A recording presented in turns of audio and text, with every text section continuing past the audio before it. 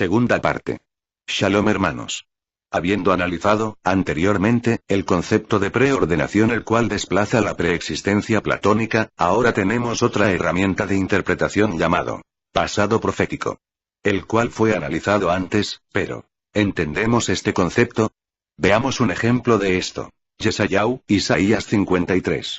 Despreciado y desechado entre los hombres, varón de dolores, experimentado en sufrimiento. Y como que escondimos de él el rostro, fue menospreciado y no lo estimamos.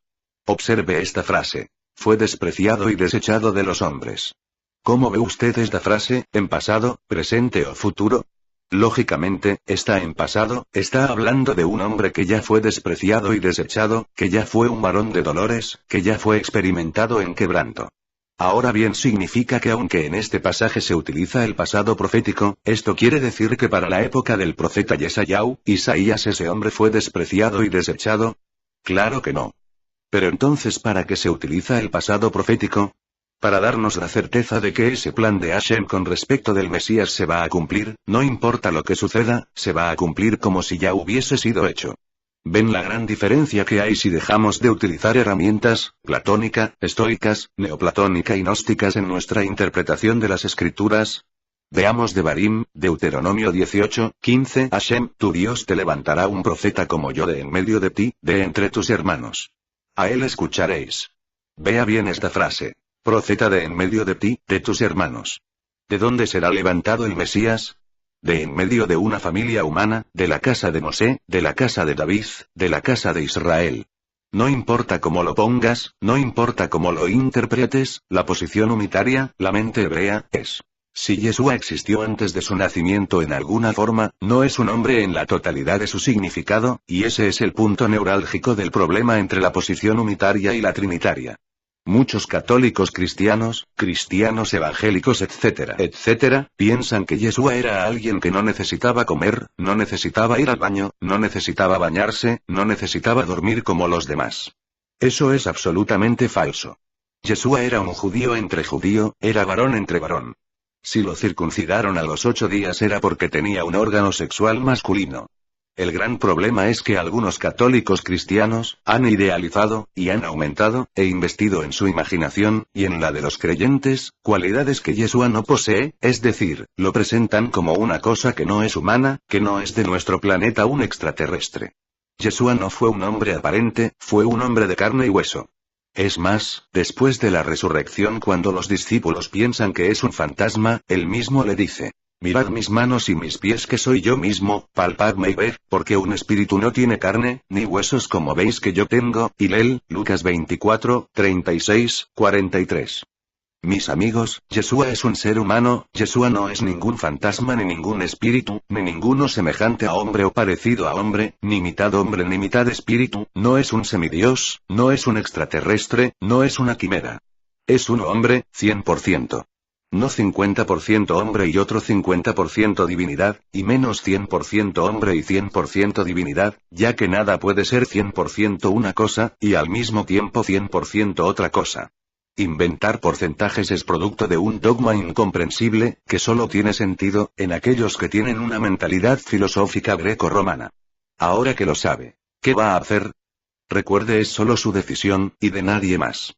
Es más, cuando fue ejecutado le rompieron carne humana, sangre humana salió de él, su grito en el madero fue real, él sufrió, hubo una muerte real, murió un hombre.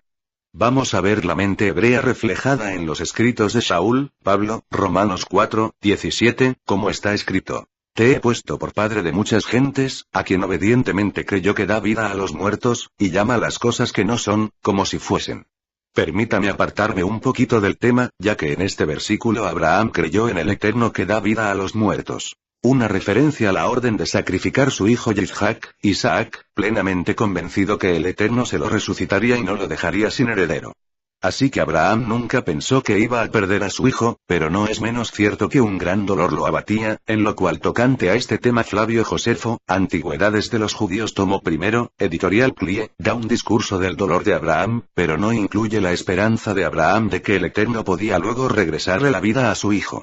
Dicho esto, vamos al texto en cuestión, vemos que allí dice: Dios llama las cosas que no son todavía como si ya existieran. Ahora, el hecho de que Dios llame a una cosa que no existe como si existiera, no le dice a usted que es existencia real. ¿En qué sentido ya son? En el sentido de su plan, de su propósito, de su preordenación desde la eternidad. Veamos otro ejemplo. Revelaciones 4:11 Señor, digno eres de recibir la gloria, la honra y el poder, porque tú creaste todas las cosas, y por tu voluntad existen y fueron creadas.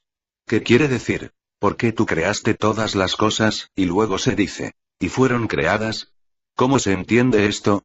Cuando Hashem dice, porque tú creaste todas las cosas, significa que todo lo que tiene capacidad de existir en la mente, en el plan, en el propósito de Hashem ya fue establecido que así fuese. Cuando llega el tiempo de que esa existencia en la mente, y en el plan de Hashem tenga lugar, entonces son creadas. Un claro ejemplo de preordenación. Veamos otro. Shaul, Pablo habla claramente de que el Mesías viene de la simiente de David, veamos Romanos 1:3-4. Evangelio que se refiere a su Hijo, nuestro Señor Yeshua el Mesías, que era del linaje de David según la carne. El término carne significa según el diccionario griego Strong del Nuevo Testamento. G 4561. Sarx. Específicamente, un ser humano, como tal.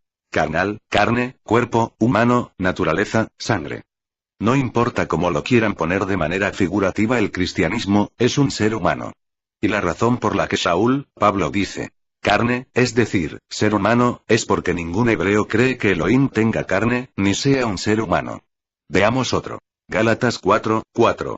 Pero cuando vino el cumplimiento del tiempo, Dios envió a su Hijo, nacido de mujer. La frase nacido de mujer, es muy importante de considerar.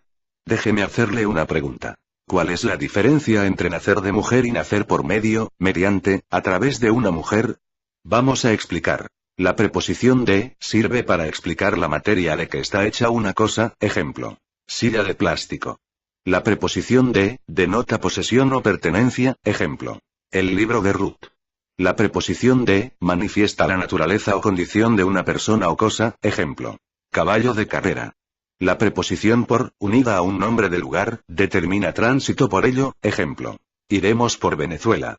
Por medio, indica mediante. Mediante, es un adverbio que significa por ejemplo. Logró entrar mediante un milagro. Una vez explicado estos conceptos gramaticales, les quiero señalar algo. ¿Sabe usted qué enseña la Iglesia Católica, y el cristianismo en general acerca de Yeshua? Enseña lo siguiente. Que Yeshua no nació de María, sino Yeshua nació por medio, mediante, a través de María. En otras palabras, mis hermanos, la Iglesia Católica, y el cristianismo en general, sea la forma que tome, inclusive algunos que se dicen ser mesiánico dice, que el niño que María trajo al mundo no era de ella sino que ella fue un recipiente, una incubadora para el niño, pero no era de ella. Toda persona que crea que Yeshua nació por medio de María, o a través de María, o mediante de María, es católico, no importa que usted diga que yo soy un cristiano diferente a los católicos, ya que ellos no son los verdaderos cristianos, o ahora soy mesiánico, porque ya no digo Jesús, sino digo Yeshua, y también digo Shalom, porque soy mesiánico. ¿Por qué? Porque esa es la teología y la enseñanza única y universal católica. Si usted ya deja de aceptarla, y la desecha y no ve el nacimiento de Yeshua de esa forma, ya por lógica no es católico. ¿Entiende? Por eso Shaul, Pablo es muy claro cuando dice, Dios envió a su Hijo, nacido de mujer. Mis hermanos, hay una gran diferencia, y esa diferencia manifiesta que Yeshua es de Miriam, le pertenece a Miriam, es de la misma sustancia y naturaleza de Miriam, es decir, de carne, humano. De esto se amplía más en el tema. Requerimientos del Mesías, nacimiento virginal. ¿Qué significa entonces preexistencia desde una perspectiva hebrea? Que no existe tal concepto, pero en cambio se tiene preordenamiento, no preexistencia físicamente.